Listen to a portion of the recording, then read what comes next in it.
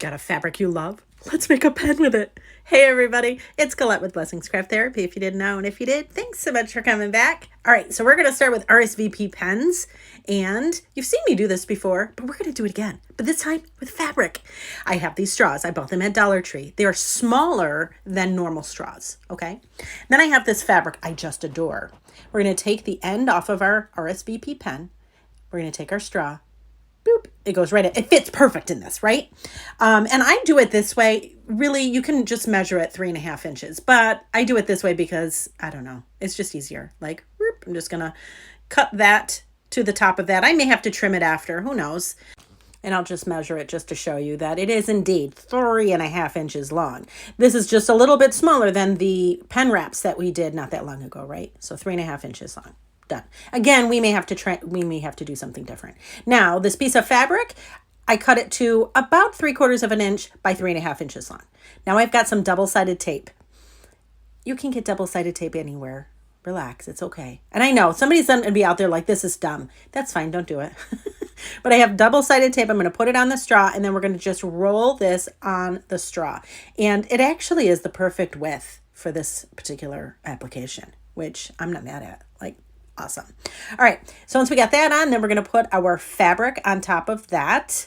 And you can see I do need to trim the straw, but that's okay. So really adhere it. And then we're going to roll our fabric onto the straw.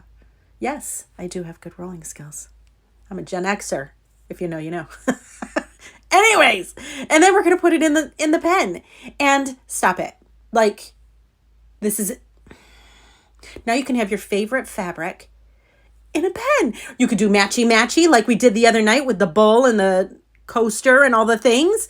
You just put the little cap on the back. Now, if you want to go one step further, I use these kind of power erasers. They're so cheap. I get them at Walmart, and I just dampen it, and then I rub the logo, and it takes the logo right off. So now you have got a completely logo-free customized pen.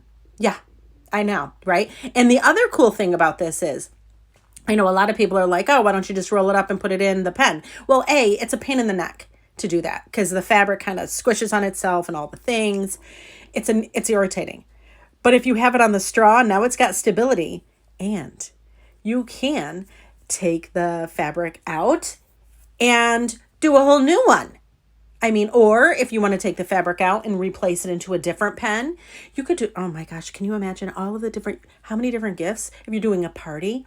Now, I will say the fabric, the pattern should probably be a smaller one, right? If you have a huge pattern, then it's going to get lost in this.